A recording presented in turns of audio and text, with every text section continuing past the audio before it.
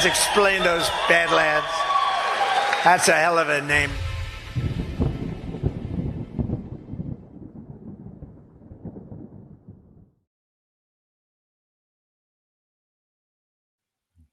All right. Good afternoon, good morning, good evening, wherever you may be in this world. Very, very happy to be joined once again with the ghost-based Patrick Henry for this week's episode of Breaking History.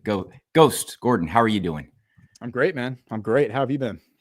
I've been okay, like usual, trying to keep abreast of the world dynamic. Obviously, the military parade that or the celebration over the end of World War II, the defeat of fascism, is underway in China. Putin, Xi, Modi still there together celebrating this important historic defeat. Kim Jong-un. This comes right after the Shanghai Cooperation Organization Summit in Tianjin in China that was also remarkable, especially just how it unfolded, what was proposed in the general declaration, and the fight for a more just system of political economic security architecture that is outside of the control of this Hobbesian inbred, system of deaf cultism, for lack of a better words. But we also had some breakthroughs on the Arctic front too, some interesting messaging. So I know there's a lot to go through, and I was wondering what do you think is the most important thing today that we want to start with? Well, I think that let me see, the article that you and I were talking about right before we went live. Kirill Dmitriev, the Russian special envoy for economic development to the U.S. The comments that he made, I think, are probably the most relevant. So I think we should probably start there. Okay. Do we have an ad read we need to do before? We do. So let's do the ad read first here. 1 second. So Badlands merch time coming up. Here we go. All right. Badlanders, unleash your passion with Badlands media merch. Dive into warm weather with Badlands themed games and sporting goods, from ping pong balls to golf balls, hockey pucks to frisbees, and even a Badlands pickleball set. Sip your favorite brew, whether it's a coffee, hops, or whatever quenches your thirst, all while making a statement. Think rugged tumblers, sleek coffee mugs, beer steins, whiskey glasses, and more. Car accessories, from vanity plates to card magnets, and tech gear to let you rep Badlands everywhere you go. It's not just t-shirts and hats. Our store is bursting with bold, high-quality gear to fuel your summer vibe. Check out these Badlanders rocking their gear. Join the crew. Head to badlandsmedia.tv/merch. Grab your official Badlands merch and spread the word out loud and proud. Be sure to tag Badlands if you post your selfie on social media so that we can say hi. Let's see how far we can reach together. That's badlandsmedia.tv/merch. Okay. All right. So Kirill Dmitriev, interesting guy.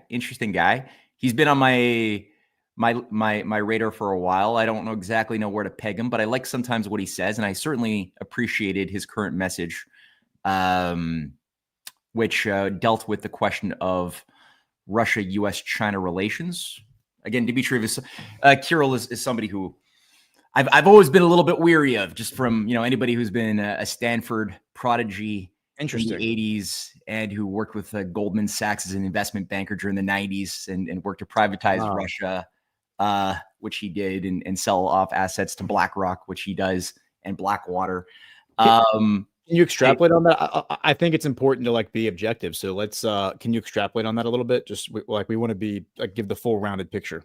Okay, yeah. So here's the thing. I don't know whether he's playing a game or whether he's a white hat walking in the marshes or what. But so far, I've had them on my probably negative list. Though again, I'm liking what he's doing. I like what he's saying. But yeah, I mean, he was trained in the United States, right? So he came out of Soviet Russia. He was given a scholarship, stayed with a family in California, went to Stanford. Emerging out in '88, he basically became an investment banker for Goldman Sachs, was employed during the 90s to work with Strobe Talbot, George Soros, Mark Carney, who was also a Goldman Sachs investment banker at that time, to privatize Russia and to create this new, he was in his 20s, he's learning the ropes. So you can't really hold somebody accountable for what they're doing in their 20s. And it was a very difficult situation in all fairness, right? can't. Yeah, it was a tough situation if you were a Russian to stay principled. So he cut his teeth, learned the art of investment banking and nation stripping. And from what I followed, he didn't really play such a clean game. He became a World Economic Forum young leader. He helped. Oh, really? So he was on the list of young leaders for the World Economic Forum. Oh yeah. Yeah. He helped set up the World Economic Forum's operations in St. Petersburg in 2008, 2009. And he basically helped strip and sell off a variety of Russian assets. But he wasn't alone. That was a big thing that was being done in the early 2000s. He was a cog in the machine that was doing that. Is what you're saying? Yeah, exactly. Okay. Now there were, as we know, we can categorize the different Russian assets for the West into different categories. You had some who chose to leave Russia to avoid jail. You had some that chose to go to jail. They did go to jail, thinking in their arrogance that they could lord over the newly incoming Putin administration, who had an intention of renationalizing and fighting back against this attack on the Russian society. So some of them really believed that they were protected more than they actually were, and got taken down. Again, some did get plush patronage and support in more safe regions where their handlers lived, like in London or in New York, some in Canada. And some chose to modify their behavior.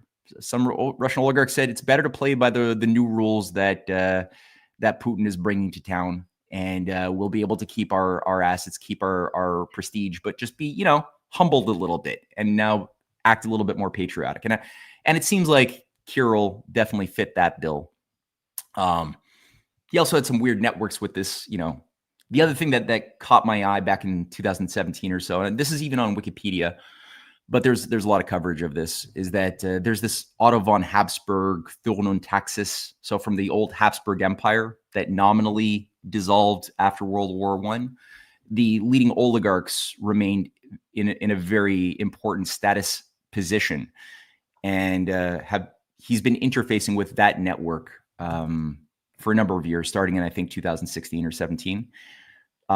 People like Steve Bannon, who's part of we've talked about this in the past, the Thurn und Taxis apparatus. He oversees the Otto von Habsburg Dignitas Humanae Institute as well. So you got that thing.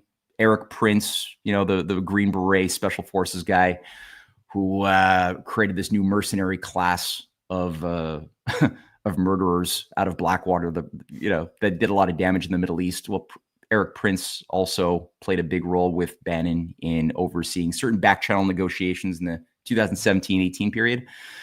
So I'm trying to wrap my mind around it, but he was also sanctioned. I know that too. Yep. So he was placed on the Robert Mueller list as some of the Russian influencers shaping the Trump administration, and he was also sanctioned heavily after the special military operation began in 2022. Yep. And the reason I'm because I feel a little silly that I haven't done a deep dive on him yet. Definitely long overdue from my perspective. I'm just looking at his Wikipedia page right now, and it looks like he was sanctioned after the special military operation began because he was the CEO of the Russian Direct Investment Fund, which is, I guess, it says their $10 billion sovereign wealth fund. Yeah, and he's been in charge of that since, I think, 2011 or so. Which isn't a huge investment wealth fund as far as the sovereign wealth funds go, but it's notable. It's certainly notable.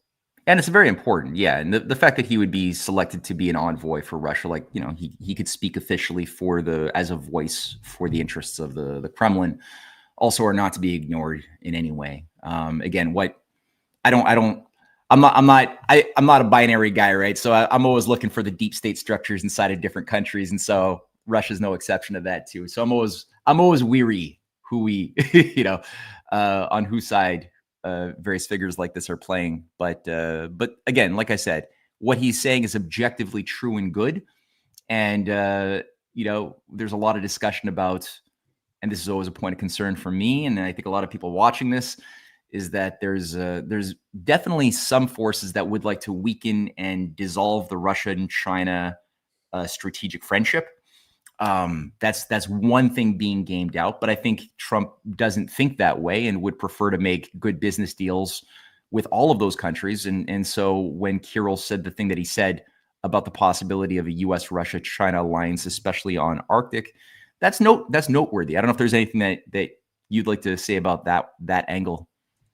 Well, first, I just want to say, like, I really appreciate you walking us through that, because that's information that I did not have, which I feel, again, a little silly that I didn't know that. But that's why we get together and we have these conversations, because it's very enlightening. It's important to be objective. Like, we don't want to present like we're not here to make you feel good. We're not here to to rub your belly and say everything's going to be all right. We're trying to be objective, but we're also trying to be optimistic. I mean, we want to be optimistic. We want to energize optimism and put that out into the world, because I think ultimately that's what animates people to go out and do good and engage in altruism, as opposed to cynicism, which, pushes people towards narcissism and self-serving indulgences and ultimately like evil. Right. So I appreciate that. And we want to always analyze, like, when we're looking at people, we want to take the good and the bad. We want to look at things that make you raise your eyebrow and say, I don't know about that. And understand that all humans have yin and yang, black and white. The world is not black and white. The world is just a million shades of gray, right? And it's also worth pointing out that Scott Bessent, who would be considered, I guess, to some extent, Dmitriev's counterpart, or at least the person he's been engaging with on the U.S. side, came out of the Soros, like he used to work for Soros, right? And so there are a lot of people who were very skeptical of Scott Bessent, and maybe still are, because of his connections to Soros. But to me, I feel like Bessent has demonstrated a lot of behaviors that makes me think that it's more of him maybe taking the experience he acquired while working for George Soros and putting that to good use. And maybe that's the case with Dmitriev, maybe not, but I think we should be open to the idea that if you are piecing together a team just to, save the world, for lack of a better way to put it, it would make sense that you're going to want to go into the enemy camp and pluck people out who you could trust, who you think are worth or are redeemable, so to speak, and are going to, respond to incentive and say, yeah, like I'll help you all do this. This is a noble pursuit. Or maybe they're just acting in their own best interest, and that just best interest happens to align with the greater good for right now. Yeah, and on that note, a lot of people are very, very quick, because of the cynicism in our culture, to believe that good people can be corrupted and be made bad. But it's rare to get people to appreciate that people who have been on a bad path in life can be made good, which is probably much more important as a lesson into human nature and world history than the other one, which we can, everyone is, again, you just look at most of the Hollywood movies, the shows, it's all about formerly good people becoming corrupted and bad. And so it's important to put our mind on the opposite aspect of things too. And what I was going to say is, actually, I think in fiction, people are drawn more towards the redemption arc. I think that, like, the redemption arc, the characters, to me, I always respond more when I'm looking at fiction and I'm enjoying fiction, works of fiction, whether it's a book or a show or a movie. I'm always drawn more to the characters who do the redemption arc, who are bad and then they end up becoming good in the end. And I think when a writer or a producer or whatever, or director, is able to convey that in a very authentic way, where it doesn't feel contrived or forced or lame, that to me those are the most compelling characters, I think, in fiction, are the ones who are not even like anti-heroes, because I feel like anti-heroes kind of became a thing with like the whole superhero trend, but people who were like genuinely, well, not genuinely bad, but just had bad behavior, poor behavior, and then they were able to utilize that skill set for good. That to me has always like been a great compelling facet of fiction. To that point, I actually went ahead and pulled up, while you were talking, his Wikipedia, which I've never done before. Again, feel very silly that I haven't done this. Wait, I got it. Okay. Yeah, we were both hitting ad state at the same time. Yeah. Okay. So, like, as I said, he in February 2022, he was the RDIF's CEO, which led to him being sanctioned by the U.S. government, by the Biden administration. And then he, it says RDIF, under his leadership, it claims to be the first state-owned Russian company to call for diplomatic solutions and peace in Ukraine. He assumed the office of special presidential envoy on foreign investment and economic cooperation February 23rd, 2025. So it goes on to explain that he was born in Kiev. That's an interesting fact, interesting data point. And like you said, he went to Stanford, went to Harvard Business School, investment banker at Goldman Sachs, a consultant at McKinsey. That's certainly notable because McKinsey, I was talking about them on my show yesterday. McKinsey is, McKinsey's, they're one of the big three consultant firms that are used oftentimes for nefarious endeavors, right? Yes, they are. Yeah. Yeah. So then it says he was an associate of private equity. In 2000, he was an associate of private equity fund Delta Private Equity Partners from 2002 to 2007, while also working for the U.S. Russia Investment Fund. That's an interesting entity that I need to look more into. It said he worked on the sale of Delta Bank to General Electric, worked Delta Credit Bank to Societe Generale, and then a number of other things. But it says 2010, the World Economic Forum selected Dmitriev to be a young global leader, and he was elected as a vice president of the Russian Union of Industrialists and Entrepreneurs. In 2011, he was the only Russian national to be named one of the 100 most influential private equity professionals of the decade by Private Equity International magazine. So, like, I was skimming the Wikipedia while you were talking, and the thing that obviously jumped out to me, being me, was this last line right here where it says the Putin daughter connection. No, actually, I didn't see that. But what jumped up to me, and then I immediately had to go look at the sauce on it, was Dmitriev has cultivated a close relationship with Mohammed bin Salman since 2014. And what's interesting about that time frame, and then I went and pulled up the actual article. So here's the article from the Telegraph from April of this year, April 6th, 2025. That's my brother's birthday. It says that this is where it talks about him. It talks about Steve Witkoff. I guess Steve Witkoff is maybe technically his counterpart, but Bessent is the guy he's been meeting with when he comes to America. And this is where it says that he has been meeting me pulled up. Says connections with Riyadh following the annexation of Crimea and the first invasion of Ukraine in 2014, American interest in RDIF began to wane, and Dmitriev began to look for new partners in other parts of the world, especially the Middle East.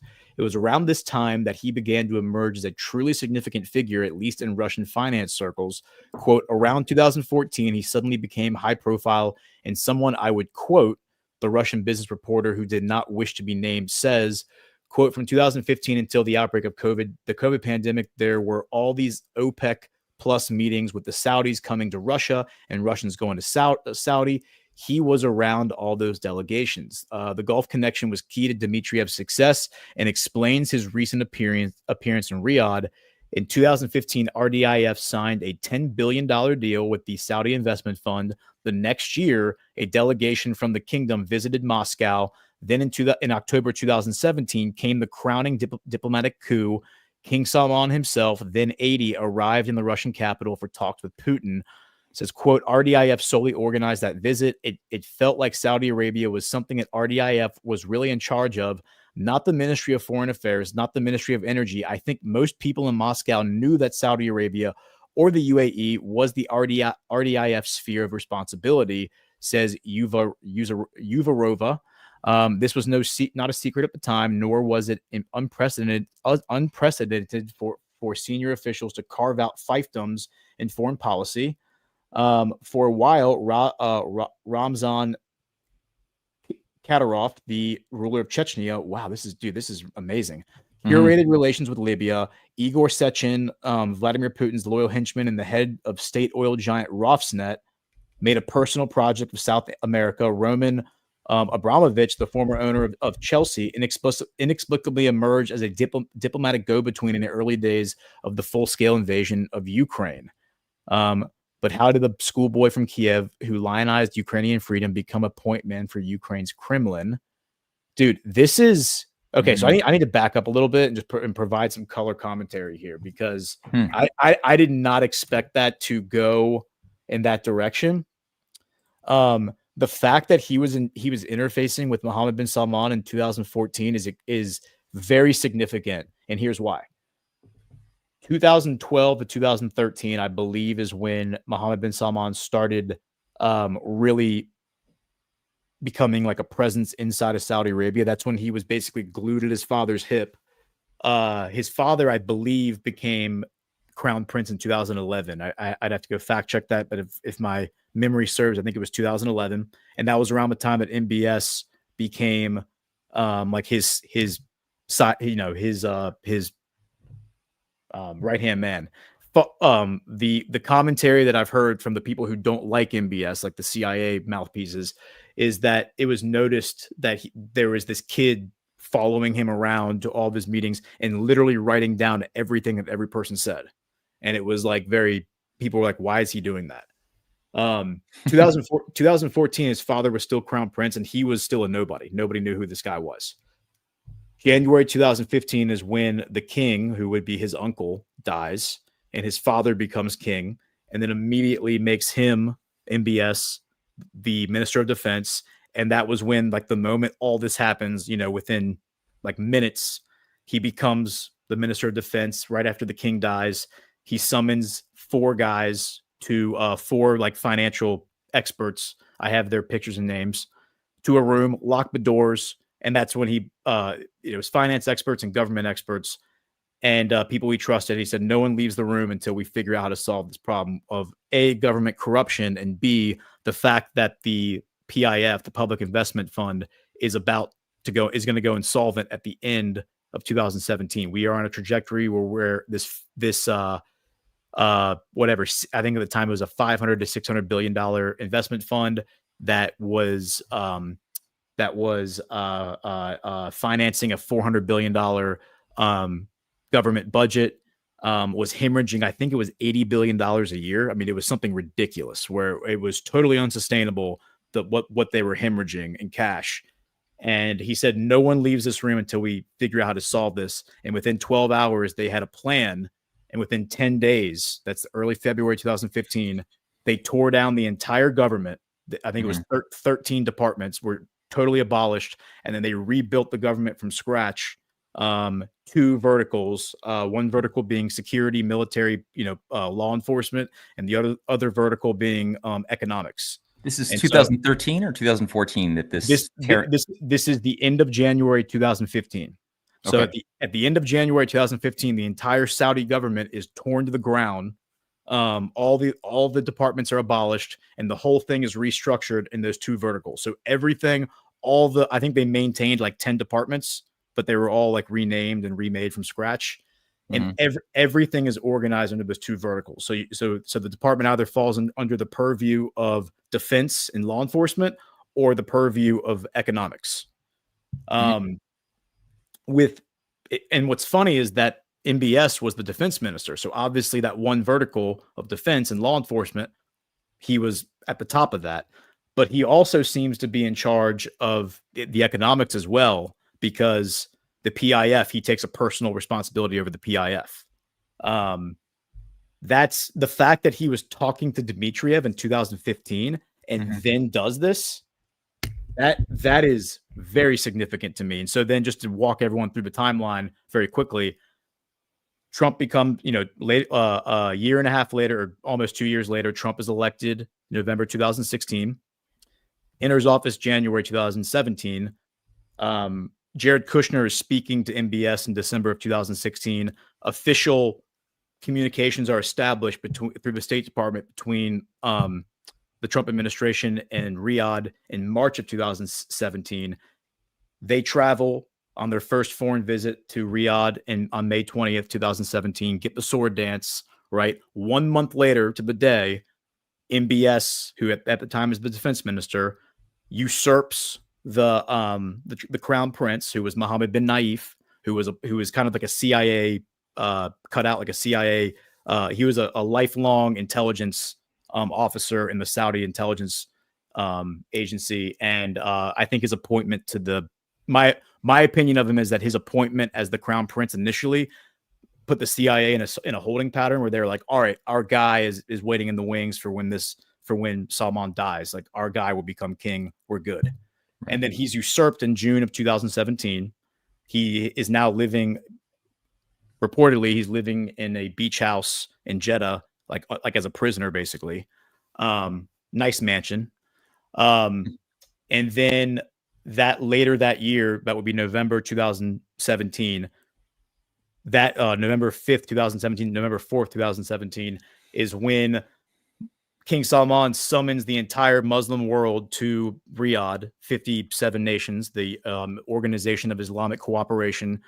And he says, I have an important announcement to make. And his announcement effectively is, I am effectively making my son, who is now the crown prince, who became the crown prince back in June, I'm basically making him the sovereign. He is basically the leader. I'm effectively advocating the throne. I'm going to remain king because everyone knows me and respects me, but he is basically in charge. You pay him the same respect as you pay me. And the first thing MBS does when he stands up is he says, okay, everybody, we've organized a corruption panel. They've met a few times. They're going to start arresting everyone right now.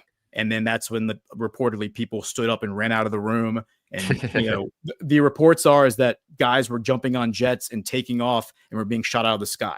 That's how the story goes, is that jets were being shot out of the sky. People were being arrested. This is where everyone gets. Yeah, it was a serious purge. Yeah. I know even like, what's his name? Prince Bandar bin Sultan. I don't think he was killed, but his car blew up during this time too. Like he's like making a run for it, was trying to get into his car, and and then they blew up his car. Yeah. So they're blowing up cars. They're blowing up planes. And this guy's a point man for 9/11 too. This is like Bandar Bush, but yeah, this is like across the board. Exactly. The point men for 9/11 were all being rounded up and killed or thrown in prison. And then they were imprisoned in the Ritz-Carlton in Riyadh. Right. One, like the most high profile, of course, being what's his name? Prince Dopey. Talal bin Talal. Right.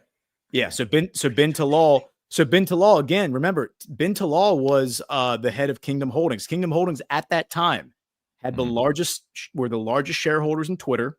Twitter, as we now know, is an intelligence weapon. It's a weapon that's used to use the algorithm to steer public opinion. But also we now know, because Elon Musk exposed it when he took over Twitter, is that they were scraping data constantly from Twitter and then using that data to like understand what people were talking about. Right. And that way they could then steer the algorithm one way or the other. Very nefarious, like Twitter, I think, was actually more significant than Facebook in terms of like an intelligence collection device. So he was the lead investor on Twitter. He still remains to this day, Kingdom Holdings, the lead investor on X. And remember, Bloomberg wrote the article saying after 6 months of imprisonment and allegedly torture, maybe, bin Talal's released. He's allowed to remain as like the quote unquote figurehead of Kingdom Holdings, but as Bloomberg reported, final say in everything they do falls on MBS. And we now know that like last year, Kingdom Holdings came out and they became the lead investor on XAI, which is now known as Grok. So Grok, I didn't know that. Yeah, but the way it was reported at the time was that Kingdom Holdings is bin Talal. So if you were like reading it with like from a position of ignorance, as somebody who like is in the truth community, you would look at it and say, oh, well, this is something evil because bin Talal, we know bin Talal is a bad guy. We know Kingdom Holdings is run by bin Talal. This is bad. But really, if you understood the history there, MBS was the one who was actually making these moves. And so MBS and Elon have this connection. What's interesting, though, let's back up to the purge, November 5th, 2017. If you go back to this article, and again, I'm learning this all in real time, so I'm kind of reacting in real time. It says right here that King Salman himself flew to Russia for a personal meeting with Putin weeks before that purge. So what I need to go do now, and I'm not going to do it right now, but what I'm going to go do, when did he send the invite out the OIC to come meet? When did he contact the Muslim world and say, I need everybody in Riyadh on November 4th? Everyone better be there. I have a big announcement. Because that was basically that was the honeypot. That was the honeypot to get everyone in the room. And then he's like, I'm relinquishing my throne to my son. And then the son stands up and says, you're all under arrest. So that's what I need to figure out. When exactly was King Salman in Russia? And then when did he send out the invite to the OIC? This is fascinating to me. So now we can kind of go to what we actually had planned to talk about, which is this. Here's General Mike Flynn. This is from Monday. Okay. And he says, I want to read this whole thing. Yep. He says, Pasim and Teras, peace on earth. I believe that might be Russian. I don't know. Wait, before you do this, actually, let's take this opportunity because we have a shorter show than usual. So let me read a second ad. Yeah, do that as a gateway into Flynn's statement. So here we go. What are we at? Losing track of my ads here. This is a Patriot store ad. So let's just do that. If I could find the damn video. Here it is. Okay, here we go. Okay. Your Patriot store isn't just a shop. It's a movement. Family owned. They're all about faith, freedom, and unapologetic patriotism. You'll find curated gear, apparel, flags, morale patches, challenge coins, and custom designs that celebrates America, our troops, and traditional values. No woke nonsense, just truth, liberty, and grit. Your Patriot store supports veterans, first responders, and small American businesses while outfitting the silent majority with gear that speaks loud. Fast shipping, honest service, and no gimmicks. Just real gear for real patriots. Visit your Patriot store at badlandsmedia.tv/Patriot store for 20% off your entire order. No code required. That's badlandsmedia.tv/Patriot store. All right. Okay. So what does Flynn have to say? And I stand corrected. I'm a dummy for not knowing this, but this is actually it's something from the Vatican, a papal encyclical issued by Pope John the 23rd on 11 April 1963. That's an interesting date. That's the year JFK was killed. Okay. Okay. So anyway, that's a few months before that, right? That's the Vatican II conference that's about to start, or maybe just did start at that moment. Okay, yeah, go. Interesting. So yeah, so General Flynn says, peace on earth, peace to men of goodwill. The idea recognizes human dignity in a global community built on truth, justice, charity, and liberty, just as our U.S. Declaration of Independence declares the ideas of life, liberty, and the pursuit of happiness. There are also many universal themes. 1, inherent dignity and human rights for every person on the planet. 2, a need for social order and justice, not just individual rights, but a moral order for all societies. 3, the world is now vastly more multicultural than ever before, and we should promote a sense of shared responsibility. Wouldn't it be better to, quote, explore the stars, conquer the deserts, eradicate disease, tap the ocean's depths, end quote, working together, instead of moving closer to an irreversibility of nuclear war? We should not lose our patience, nor should we put our adversaries in a position where they cannot draw back without losing face. 4, we must acknowledge there is a universal desire for peace among all nations, all peoples, and all leaders who are of goodwill. We can work with each other if we work as hard at peace as we seem to do at war. People generally call for order in their homes and their countries, between themselves and their governments, and most free, critical thinking people desire order internationally. In John 14:27, he states, quote, peace I leave with you, my peace I give you. I do not give to you as the world gives. Do not let your hearts be troubled, and do not be afraid, end quote. Discourse over division and courage over fear of the unknown are how we can solve our planet's biggest problems. We have many. They appear at times to be chaotic and complex, but God also gave us common sense. Let's pray our leaders use it more often than not. And he is quote posting at the time a post by Kirill Dmitriev, which this is fascinating, where the post is Q+, and then it's the Russian flag, the handshake emoji, the American flag, and he is quote posting a Shadow of the account Shadow of Ezra. Shadow of Ezra is a large account that, you know, posts a lot of Q-centric stuff, And what Shadow of Ezra was posting is he says Vladimir Putin's special envoy for Russia shared an image of Trump with a Q plus symbol, pointing out President Trump reposted Q plus post.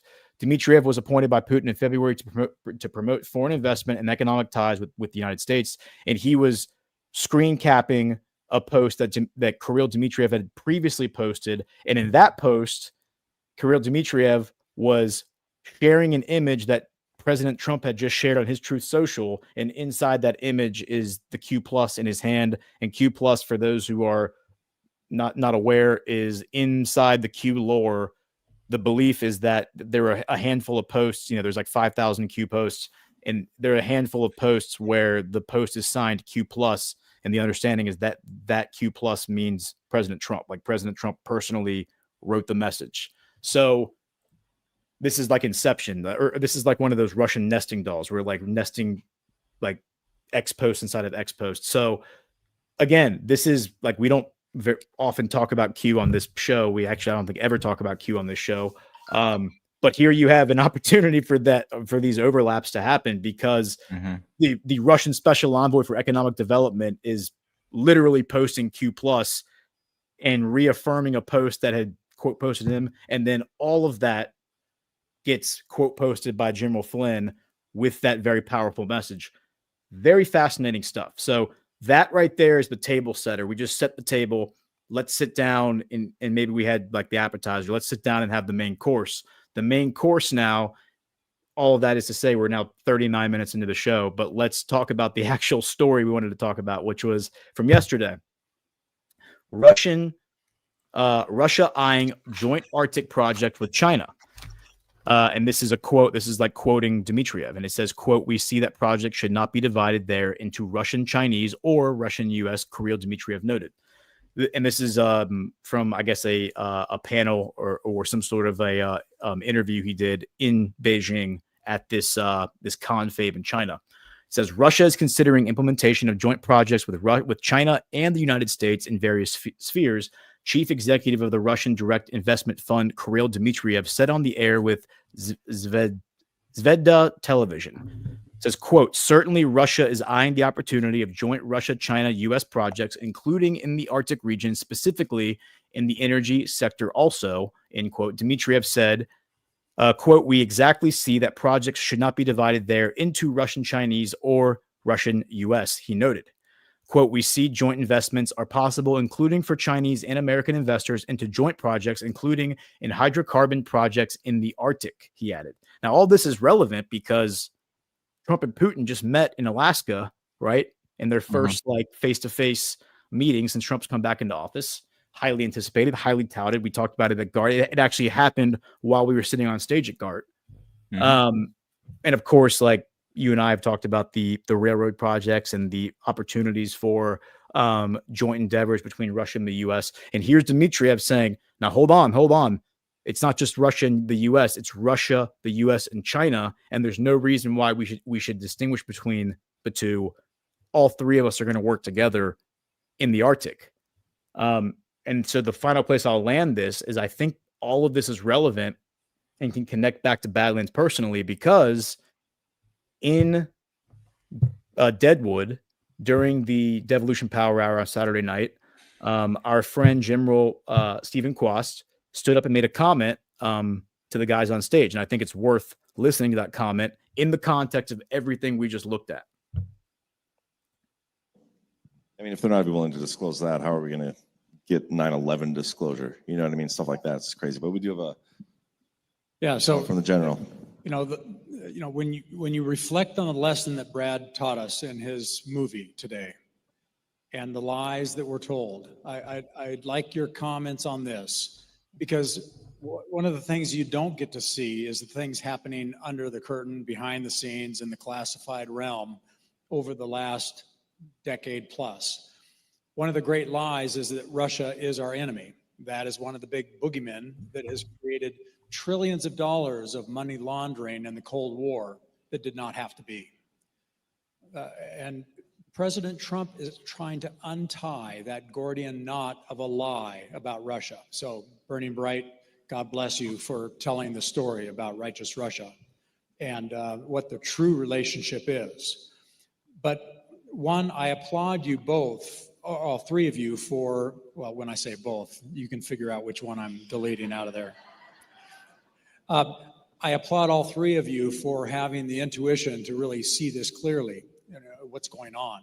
But behind the scenes, this has been in the tank for a long time, and Zelensky has nothing to do with it.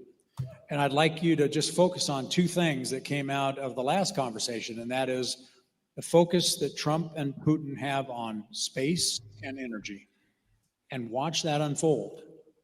But this is really about the American people getting comfortable with the fact that they have been lied about the great devil of the Cold War and the trillions of dollars of money laundering in this cabal of enslaving the American people into the tragedy of decades of spending for nothing. And Putin and Trump are going to bring this to conclusion, as well as with China. And that peace is the natural state if you have sane people in charge of our countries. So when you talk about geopolitics, I'd like your thoughts on the fact that they focused on those two things in the last month: energy and the space economy, and why those are the drivers of peace here. Not Zelensky, but those two economic relationships and what they mean for our future, the golden age. Yeah, Okay. well said. Yeah. Yeah. Okay. So now I actually have one more place I want to take it, and then we'll open it up for comment. And I apologize for just going on and on, but I think these are like dominoes. So you take what General Quast just said: space and energy, or energy and the space economy. Right? He said those are the things we should focus on when it comes to world peace and establishing prosperity and joint endeavors. You combine it with what Kirill Dmitriev said, where, you know, we're going to be doing endeavors with the United States, we're going to be doing endeavors with China, but we shouldn't be thinking of them as two separate endeavors. We should be thinking of them as a trilateral effort to work together, right, for the betterment of mankind. Combine that with General Flynn, who I think is speaking to the people who are still stuck in kind of like the Cold War mindset of Russia bad, China bad, we have to fight them. Take all those things, because I didn't know this until General Quast made those comments, and then I was like, all right, well, let's go see what's been going on lately with space and energy. And this is what I found. Here's an article from May of this year. China signs deal with Russia to build a power plant on the moon, potentially leaving the U.S. in the dust. And it goes on to talk about how they're going to work together, China and Russia, to build a nuclear reactor on the moon to power the International Lunar Research Station. Okay. And the idea is that it's going to be completed by 2036. And this was a memorandum of cooperation signed by Russia and China. And then it says the announcement comes just after NASA revealed a 2026 budget proposal that would axe the agency's plans for an orbital lunar base. Okay. Take that. And then fast forward to literally that was May 25th. Here's June 8th. So you're talking like 2 weeks later. Space race. The U.S. now aims to beat out China and Russia with a nuclear reactor on the moon. NASA's interim chief, Sean Duffy, has made deploying a nuclear reactor on the moon his top priority, framing the effort as a second space race. Washington hopes to beat Beijing and Moscow to powering a future lunar base with nuclear energy. U.S. Transportation Secretary and acting NASA Administrator Sean Duffy has made installing a nuclear reactor on the moon a top priority, Politico reported on Tuesday. The former Fox News host issued a directive to NASA staff on Thursday describing the mission as a second space race, one he clearly hopes will end like the first one in 1969 with the United States ahead of its rivals. Duffy set a firm deadline, 2029. That's when he wants the first nuclear reactor launched to the moon, according to the New York Times. The goal is to get there before China and Russia, which have announced joint plans to build their own nuclear generator on the moon in the early 2030s. Okay? So, like, again, right there, like the way it's being framed to us by Sean Duffy is that, okay, this is like a continuation of the Cold War. I think what General Quast just explained, where the Cold War was a psyop that was used to, launder money and get us stuck in this this false paradigm of war and destruction and imminent death. And then couple that with Kirill Dmitriev's comments that we should understand that when Russia is cooperating with the United States and when Russia is cooperating with China, they're actually cooperating with the two nations at the same time, and it's a trilateral. So my question is, and this is open-ended, I don't know, but are we going to see Russia, China, and the United States build a nuclear reactor on the moon together, and that's going to become the symbol for peace on Earth? Is that like we're all going to go to space together and develop the space economy by building an energy generator that is going to power that entire thing? So space and energy, and then you loop it all into the fact that 11 years ago, Dmitriev is meeting with Mohammed, but this unknown kid, who's 30 years old, Mohammed bin Salman, or 28 years old, Mohammed bin Salman, who then goes on to become the leader of Saudi Arabia. And Saudi Arabia, by the way, last year launched their first space company in a joint endeavor with China, where China and Saudi Arabia is putting up the money and China's putting up the science, and they're working together to develop a space technology. So Saudi Arabia, I think, is involved in this as well. This is the sovereign alliance. This is the sovereign alliance that we've been talking about for the past year. And now you have like very, very firm, I think, nods to it, where it's not even a nod. I think this is just them telling you, and it's the choice to know will be yours. Are you going to look at this as cooperation, or are you going to look at this as a space race and a continuation of the Cold War? Yeah, no, I very good points all around. And I got to say, both Quast's statement and specifically the emphasis upon the idea that peace is the natural order for the human species is very important. That you can only achieve this peace not by passively agreeing to not kill each other, which is what some utopian idiots believe. And that makes people very demoralized and disenchanted about the idea of peace on Earth, because they're like, their only way of thinking about it is get everybody just to agree to ignore their neighbor. And that doesn't work. That'll never happen. There's always going to be problems, resentments caused by multi-generational past injustices that everybody feels and can be, organized to make us victims, that thus, implicitly desire revenge on those who did bad to us centuries ago or what have you, or even more recently, as many people living in the Middle East have noted.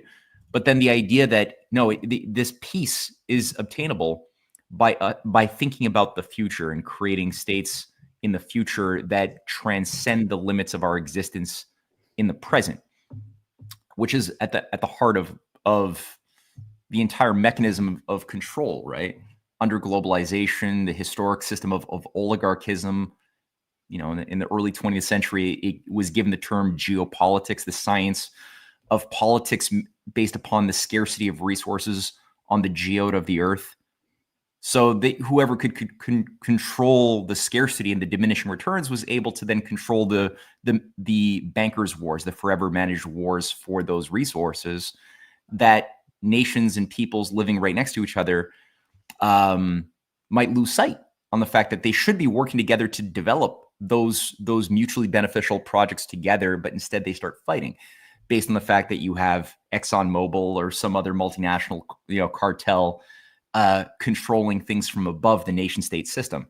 So the fact that you have this closed system idea of managing humanity being challenged with this idea of going beyond into the infinite, that's very important. And certainly in my discourses, as well as people have noted in my writings, that speaks to that resonates with my heart very much so, because the two infinites that we have are in the macro and the micro.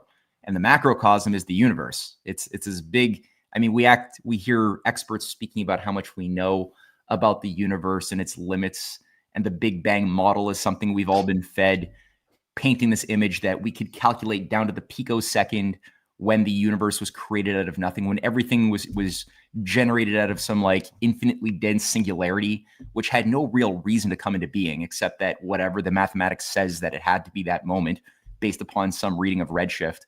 And then we can calculate when the heat death is going to happen in 2 billion or whatever. No, it's 2 trillion years, they say, according to the mathematics. and they talk about how much dark matter there is and how much dark energy there is, which we can never test, but that we must presume exists because the mathematics demands it be so. Otherwise, we can't account for why galaxies don't fall apart. So we just presume, okay, there must be this motion around galaxies forcing them to have cohesion. So we create these mathematical like fictions to justify this idea that we know everything. We're basically like gods, and we've got all the data already figured out, even though like 99% of it is intrinsically unknowable. Yeah. So this arrogance destroys our ability to just appreciate the humility we should have by appreciating what knowledge we have I should say, but really earned over centuries of effort. So there is real knowledge, but it's a minuscule, it's an infinitesimal amount of knowledge based upon what the universe actually represents, as what all evidence shows us is that it's not chaotic, it's not dying, it's not animated by death and decay, but rather by life. By the principle of life is what appears to be animating every part of the universe. And the idea of justice, of love, of beauty are not just fictions created subjectively by human beings, which is how a lot of people today have been taught to treat these things as like non-scientific concepts. Justice, beauty, goodness, these are just philosophical abstractions. They don't really exist. But when you look at the universe, which includes us, we are part of the universe. It appears that all of those things are very much built in. The fact that galaxies are beautiful, the golden section is beautiful, life is beautiful. There's symmetry everywhere. And the fact that we can contemplate that, and then whenever we have human beings who treat those things as if they were universally true, this is the way as if these are aspects of the mind of the creator, oligarchs lose their power. Every time humans organize around that conception, you get American revolutions, right? We get these miraculous bursts of renaissances in all parts of the world. And oligarchs, those who aspire to control the humanity like gods of Olympus, lose their influence over the system as we become more dignified, more creative. And the other aspect of the infinite isn't just space going outward into, leaning into our discomfort zone. That's important, right? We've got to get out of our comfort blankets in order to discover ourselves. You discover yourself by discovering the universe. And then you implicitly also have to realize that, okay, the type of energy sources that would be needed to power an industrial policy for the moon, lunar mining, if we're going to do that, asteroid mining, the development of Mars, terraforming, if we're going to do all of those things, it requires discoveries in the atom that have not yet been made, and the application of discoveries that have been made to something that's actually useful instead of just powering artificial intelligence surveillance data centers. Our nuclear power should be supporting the civilian economy, making life better for people on top of exploring the universe. And, I absolutely, like, if you think about just the forward thinkingness of building nuclear reactors, especially with a focus on fusion on the moon, it makes perfect sense. The moon is replete with helium-3, which the Chinese have made a point on numerous occasions is why they chose to land on the far side of the moon, because that's where the vast majority of helium-3 has been, this isotope of helium has been building up over a very long time, because it's generated from within the sun. It is the most efficient fuel source for fusion power. It releases no neutrons. When you get helium-3 to fuse together, there's no neutrons. So the neutron is what causes the containment units to weaken and ultimately decay very quickly when you're doing fusion. So, and that involves, taking things like tritium and deuterium, like different isotopes of hydrogen, or even mixing those with other slightly more heavier forms of helium and getting them to fuse to make heavier elements. But then some of that, the new elements that are created, some of that mass dissipates or transforms into pure energy that could then be applied to create heat, to make work happen, to power industry, to power things that we would need if you're going to be going into space, right? If you're going to be generating new atmospheres on other planets. So all that to say, yeah, go on. Finish your thought, please. Oh, yeah. So all that to say, the idea of having the US, Russia, China, especially working together on such forward-thinking things, both in the small and the micro and the macrocosm at the same time, if it's mediated by an idea of making life better for human beings, That's extremely important. That is, I think, the Achilles heel of the oligarchy. So as long as these aren't just words, but there's actual critical planning that's going on behind this stuff, then this is really, really important that people focus on these avenues that are often being completely ignored when people discuss, geopolitical discourse on the earth. All of this is usually completely avoided. And again, just to say, I really do hope that the Chinese truly are on board here, because so far, I know the Chinese have been putting out messages of frustration, saying that they're hearing that their American counterparts are saying how much the Chinese and the Americans are talking to each other, but there's actually, they want that conversation, but they've been saying that there hasn't been. Hopefully that's just deflection, and that there actually is that conversation manifested in what Kirill had been putting forth just now. So we'll see. I mean, but definitely, you got Russia, you got Putin and Trump that just met in Alaska. You got Putin, Modi, Putin, Xi, Kim Jong-un also on board at the Shanghai Cooperation Summit in Tianjin. You got the current military victory parade happening now in China as well. So all of these things are indicating a certain orientation towards a new system coming online, and hopefully one that's going to be infinitely superior than the shit show we've been induced to live under in this zero-sum Hobbesian game of scarcity management for the past, few centuries. Yeah, well, let's unpack a few of these things, because, and I want to address the people in the chat who doubt that we've ever even been to space, or that space even exists. I'm going to get there. Just sit tight, because I think that we don't shy away from anything here on the show. We want to talk about any perspective, any controversy. Like, we don't shy away from any of it. We'll talk about the Jews. We'll talk about space. We'll talk about whatever it is that people want to talk about. We will engage with it, and we will analyze it from as objectively as we can. The idea that there is a nefarious element inside the State Department or inside the U.S. government that is trying to subvert any effort to make peace with China or peace with Russia, I think is very real. And I think that there has to be an effort underway to expose that, to bring those insects to the surface, expose them so they can be outed and destroyed ultimately. Because without getting rid of that nefarious cancer that's inside our government, no matter what we do, it will be undone eventually. And so it's very important, I think, to isolate those elements, expose them for what they are, and then ultimately destroy them. And that might be what's happening right now with some of these deployments and narratives. And that's why you have a lot of, I think, schizophrenia coming out of the U.S. government, where one day Trump is talking about, the golden age and peace on earth. And then the next day we're hearing about, a potential war with one of these countries. The helium-3. Speaking of General Quast went on Sean Ryan's show and explained that helium-3 is the critical element that you need for quantum computing, because without helium-3, you cannot cool a quantum supercomputer. So that is the element that you need in order to cool these computers down, because they get so hot. And if you want quantum computers is how you get you reach the next epoch of technological advancement. So that's why helium-3 is so important. Did you say how helium-3? Because I know how it fuels fusion, but how does it help for cooling?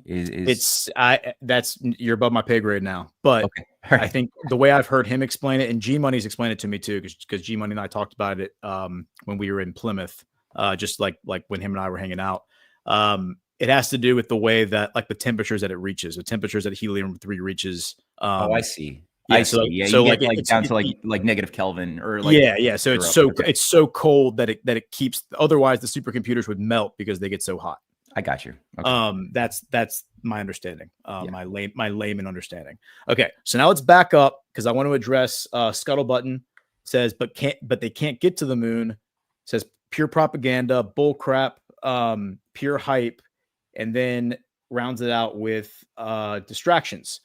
So I want to address that, because I think that there are people that I've spoken to in earnest who doubt, who believe in flat Earth, who doubt that space exists, or maybe they think that space exists, but we've never actually been there. We've never been to the moon. We don't have the technology to go back, etc. So let's just accept that framing for the moment and just engage with it.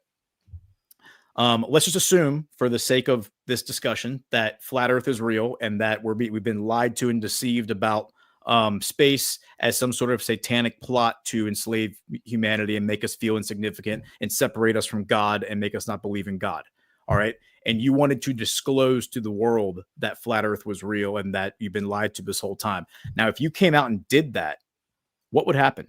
It would cause chaos. It would cause people to revolt against the government and say, we're never believing a single word the government ever says again. And that would create the ripe opportunity for bad actors inside our government to start wars with China, to start wars with Russia, and basically destroy the world, right? I mean, you're talking about something much worse, in my opinion, than World War III, because you're talking about people going to war with their governments, while governments are going to war with one another. And that is like the worst versions of Mad Max, right? So if that is actually where we're going, if you're of the mindset that space is fake and gay and that we need disclosure of that, I think the thing that makes sense is that first you would need to establish a world peace among all the countries, right? You would need a symbolic narrative that emphasizes that these countries are no longer interested in destroying one another, and we have a common purpose that we're all going to strive for. And that common purpose is the space economy and developing a nuclear reactor that goes to the moon, right? Maybe, and again, I'm just tickling your fancy here. I'm just indulging this idea. I'm not saying that I don't know if the Earth is flat or the Earth is round or whatever. Those are things that frankly don't really matter when it comes to the mission in front of us, which is defeating this satanic oligarchy. But if that is what you think, I would say the first step before you disclose that to the world is making peace on Earth, so that when people get that desire to revolt against their government, bad actors in the government can't use that as an opportunity to start a war with China, to start a war with Russia, and then there's just pure chaos. So maybe this is just a narrative deployment. Maybe it's a symbolic narrative that is being told to us so that we no longer think of China as this big, bad, evil boogeyman. Same with Russia. Or maybe this is all real and we really are going to go to the moon and develop a nuclear reactor and mine helium-3 and have quantum computers. And these are just necessary steps that get us there. And in the process of getting there, we're going to expose these devil worshippers in our government who don't want any of this to happen, isolate them, and destroy them. So that's how I can look at this omnicamerally, as any of those things are possible. But overall, all of those paths to that same end game, this all tracks, all this maps on, and this all makes perfect sense that this is how it would unfold in this order. So I'm not at all deterred by, number one, the idea that we live on a flat disk and that space is fake.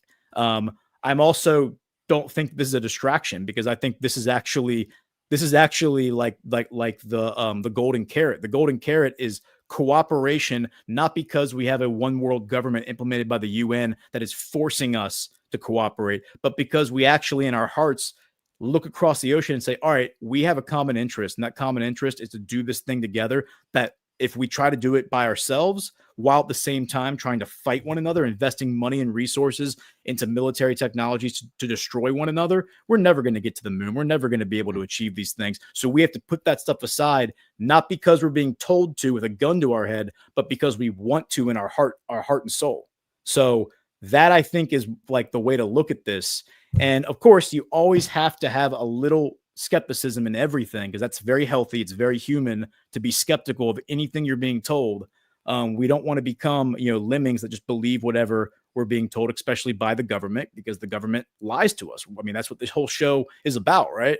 So that's where I land. That's where I land this thing. I land this thing on that, and I'm not at all discouraged or afraid or of the uncertainty that's going to surround the narratives that we're going to be told surrounding potentially going to the moon and building a nuclear reactor, being totally open to all possible outcomes and circumstances.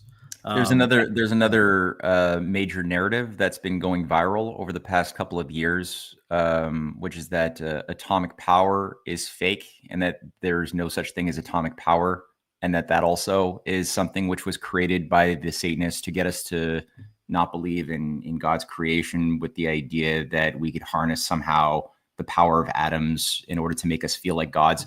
So that there are a lot of these. Now, I don't believe that. I'm just saying that there are narratives that have been spun and that have gone viral that utilize a common messaging that appeals to our moral common sense and the reality of Freemasonic secret societies and Satanists out to like destroy science and subdue us. that makes them somewhat attractive, because that's true. There are secret societies and Satanists that have a high focus on controlling the levers of our culture, our morality, science itself. And the real scientific breakthroughs have provably been disrupted, sabotaged. When they have been made, they've often been stolen and repackaged by the oligarchy that wants to sometimes use the fruits of discoveries, but without giving the plebes the tools to understand how the discovery was made. So we can memorize formulas that might be technically useful, but not truly we're not permitted, if we're not part of the upper elect, to understand what was it about the mind that allowed for that formula to come into being through a process of discovery. That's something that I wrote a book actually called Science Unshackled a couple of years ago, going through as much as I could piece together regarding some case studies of direct discoveries that were made by people like Johannes Kepler, who did discover the 3 universal planetary laws of motion, and how those discoveries were subverted and then stolen after he died, and then repackaged and attributed to this guy who had apples fall on his head, who was part of this Rosicrucian alchemical mystery school in England called the Invisible College. I just published a Substack on this actually just this morning, so it's sort of fresh in my mind. But if you look into like where those formulas that we attribute to Isaac Newton, this great God man of science, who was himself, when you read his writings, he was only pursuing numerology, how to calculate the end of the world, trying to like use Kabbalism and alchemy to create the Philosopher's Stone and the key to immortality. He had handlers. He was, the Grand Master of the Mint of the Bank of England when the Dutch had just finished taking over England, right, in 1688. This guy Newton was made the Grand Master of the Mint. That's weird. And the fact that this guy would be then the genius who would discover the universal calculus, all of the rules of the universe. And I said earlier how we've been told today, we've been given this arrogance based on Carl Sagan and popular textbook science that's told us that, we know exactly what's inside of the sun. We've seen the illustrative cutouts showing us the layers beyond the surface of this, all the way down to the core of the sun. And we know exactly what the different layers of the inner earth are. We've seen those models in our school textbooks, and we know all of these things. And it's like, no, we don't. These were made up by creative writers. We have not discovered these things. And in fact, when you look at, if you ask most physics teachers what caused those formulas like the Pythagorean theorem to be true, how was Pythagoras, what was he thinking about? What was the physical geometric problem that he was trying to solve in reality that resulted in him discovering that a squared plus b squared equals c squared? Or what was Newton working on physically when he discovered that the inverse square law was true? You get crickets. There's no answers. Or what was Newton working on when he discovered the infinitesimal calculus, right? This language of nonlinear changes. What was the physical thing he was working on that generated the paradoxes that the old system, the old language of mathematics before the discovery could not answer, that required this new idea, this new set of formulas to be introduced to solve the paradoxes? There's no answer. It's crickets. It's crickets by design, because those who took over science following the formula laid out by Francis Bacon in his New Atlantis, who set the stage for the Invisible College of the Rosicrucian takeover of England and the transformation, this alchemical transformation of England into an empire, the seat of a new global high priesthood. They don't want us to know these things. So there is a conspiracy to subvert science. That's true. And to destroy the idea of the connection between God as the creator and humanity as the creation discovering itself and discovering God's mind in a moral way. There's a desire to shut that off, to reduce us down to the status of just like mud. There's mud is made of atoms. We are made of atoms. There's no difference between like putting mud in a blender or a baby in a blender, because it's all just atoms. Yeah. But Exactly. then to go down and to push that to the extreme absurdity of itself, to say thus atomic power is a fake, or I would even say, and I'm sorry if I'm going to annoy people here, that the Earth is actually flat. I would actually like somebody to write to me a message and answer this simple question, which is always evaded every time I bring this up in a conversation, is a question I have. Why is it that when I'm in northern Quebec or in Australia looking at the night sky, I see a completely different configuration of stars? If the Earth is flat, why is that result there? Should I not see similar stars in the night sky if that's true? That's when the subject is always changed with my dialogue partner whenever I bring this up. I just want to know, what's the answer? Well, yeah, it out there. People write to me. Yeah. And again, these are debates that I think are worth having and we should have. And maybe once we get far enough down the line, we will get enough information disclosed to us. We will get access to enough information to be able to definitively say one or the other. But the point that I always like to make is that let's just agree that we've been lied to about things, and the people who've been lying to us need to be removed from the equation before we can get to the end result. Now, when you talk about what are the actual like anecdotes that lead to scientific discovery, here's a perfect example of one: Archimedes. So the king of Syracuse was suspicious that his goldsmith had made him a crown, and his crown was he thought the goldsmith had substituted silver into the crown, and basically had mixed the gold with silver and diluted the gold, and it wasn't as it wasn't actually made of gold. It was made out of a mixture of the gold and silver. And so he was telling Archimedes this, and Archimedes was like, well, how do we figure this out? And then when Archimedes went to take a bath, he sat down in the bath and noticed that the water level raised up when he sat down. And that led him to realize that volume can be measured with the density. And so when you take a crown made out of silver and a crown made out of gold and put them in the same a container with the same amount of water, they're both going to raise the water to different levels because they're both different densities. So he said, we take this crown, well, let's figure out how much the crown raises when it's made out of silver. Let's figure out how much the crown's raised when it's made out of gold, or the same volume of gold. And then we can figure out what the density is. Well, that's how he figured out how much silver was actually in, or whether there was any silver in the crown. And now we have the law of displacement when it comes to water. And that's how we measure, how large a ship is. A ship is measured in the water it displaces when you put it into a body of water. So that's just one example of how, Newton with the apple hitting him on the head and then figuring out gravity, right? These are all the anecdotes that lead to a discovery, like you said, rather than, just some guy sitting around thinking about things and thinking hard enough to come up with these ridiculous, like concepts that are in textbooks. The other one that's cool too is Eratosthenes. Not many people today replicate the discovery that Eratosthenes actually made, and he wrote about how he made it from Alexandria. And it's the root of trigonometry. He basically said, okay, well, is it flat or is it circle? Let's try a test out. And he sent a friend to go to a city like 20 miles north of Alexandria. And both of them had a pole, a tall pole of the same height. And that at a certain moment, when the sun was right above, casting no shadow over one pole, they somehow coordinated. I'm not exactly sure how. It's a lot easier today because we have cell phones. Back then, I'm not too sure how they coordinated, but they coordinated it by then measuring the shadows cast by the two poles along the meridian at the same moment, and then finding that the shadows are different in terms of length. And that if that were true, the differential, there'd be a rate of change pertaining to the curvature of the Earth that could be extrapolated to a certain. And I mean, as far as the commonly accepted measurements of the Earth today, it's within 50 miles of error, which is incredible that this was done over 2,000 years ago.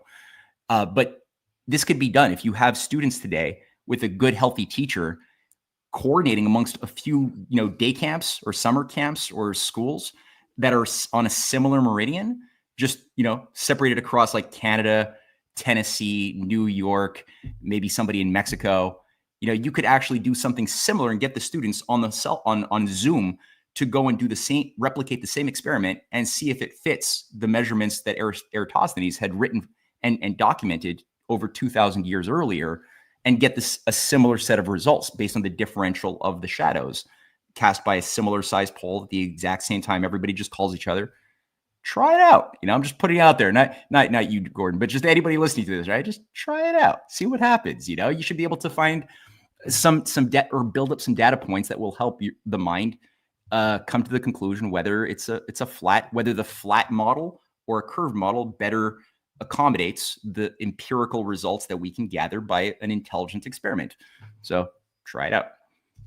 Yeah, and EC was here in the chat. You're right. He says what Archimedes figured out was how to measure the volume of an irregular object using water. Correct, but it all had to do with the density of the object. So I just wanted to clarify that density equals mass over volume. So in order to figure out what the density of the object is, which is this difference between silver and gold, understanding the volume of the object is how they were able to figure out whether the thing was made out of gold or how much silver was in the crown. So all density, mass, and volume are the three variables that are used together to determine an object's mass. So anyway, let's see what was the other well, we only have because we said we're going to try to do a hard stop here at 1:30. So maybe we should just round it out. Maybe just I could read the last ad, and then you could look to see if there's any comments or questions. Yeah, let's do that. Let's do the last. Is it 2 ad reads or 1 ad read? Only one left. Okay, let's do the last ad read, and then let's see what people in the chat are saying and boosts. And then we'll save the. We didn't even talk about the thing we were going to talk about, which is the meeting in China. But you know what? They're still meeting. They're still meeting there's still going to be more meetings. So maybe we'll just do a recap next week.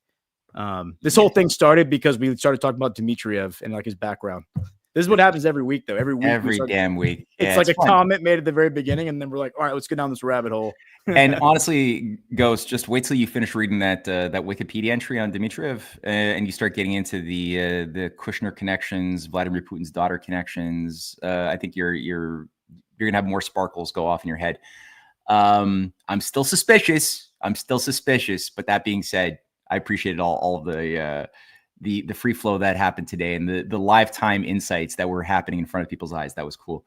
All right. So soft disclosure here. Okay. Get ready to ignite a revolution with soft disclosure.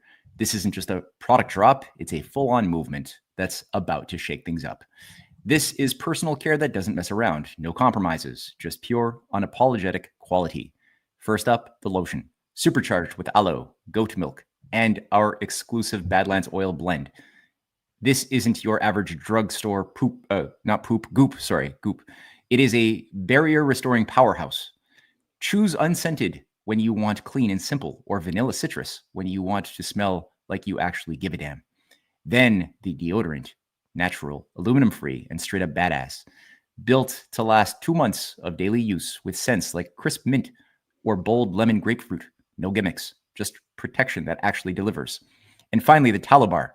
And no, it's not deodorant. It's a vanilla coffee tallow stick. Primal fuel for skin that's been through hell.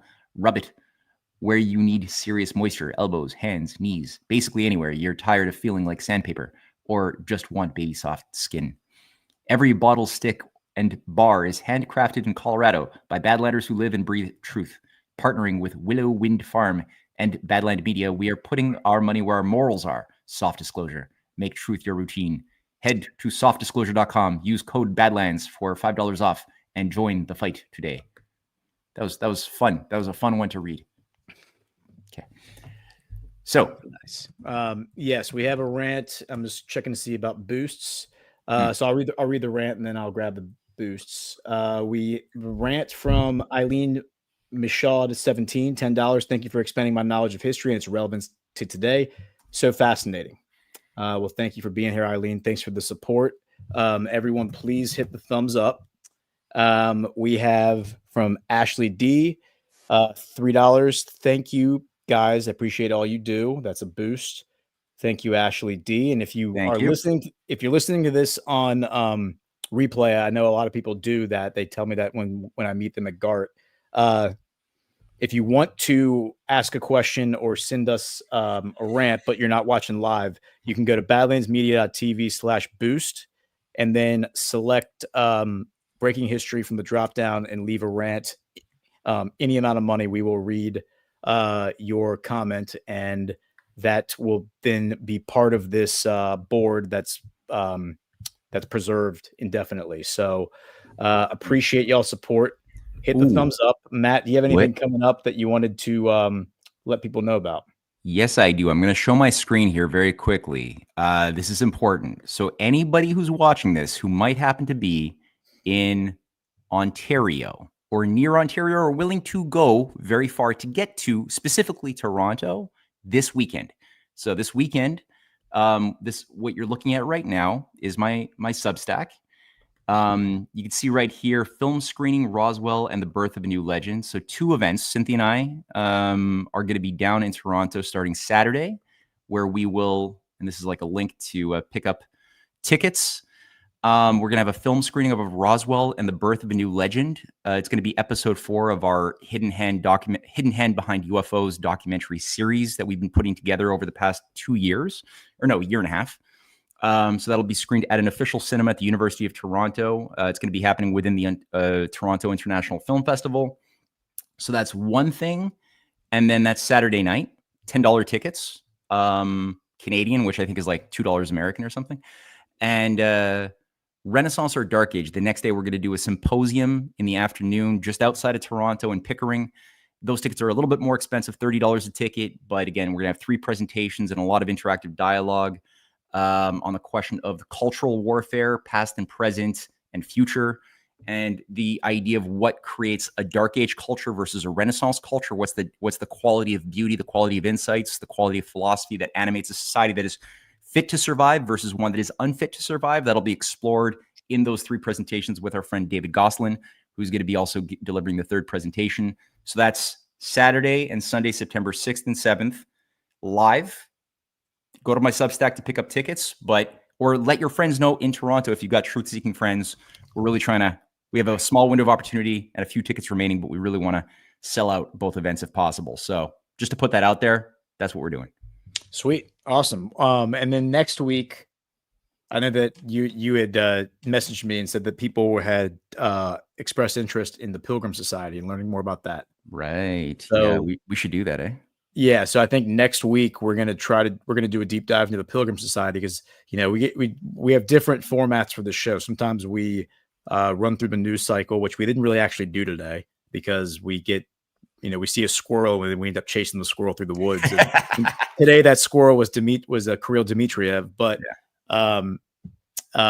So next week, instead of I think doing the news cycle, we probably are going to do you and I will talk offline because maybe next week it makes sense to do a recap of what's happening in China. Maybe it makes sense to do the Pilgrim Society, but we'll see. We'll see. Like you and I will talk offline and figure out what the best strategy is. But the point is that everything that's happening in China right now, I think, this 80th anniversary of the World War II victory parade is very symbolic for what Putin Xi has parlayed into the Shanghai Cooperation Organization. We've talked about the SCO many times and how it is kind of the instrument of rebellion against the unipolar hegemony. The thing that controls the world through the carrot and the stick geopolitically. Yeah. All right, that's good. Yeah, we'll play it by ear, and maybe we'll do a bit of both. Who knows? But definitely there's going to be a lot to talk about, I'm sure. The world's giving us constantly a lot of fuel for the conversational fires. So thank you, everybody, for being here with us today, and we'll see you again next week. Thank you, Gordon. Take care.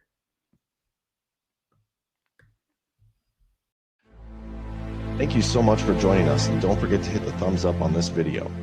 And a special thank you to all of our advertising partners. Please remember to shift your dollars to support those businesses that support Badlands Media.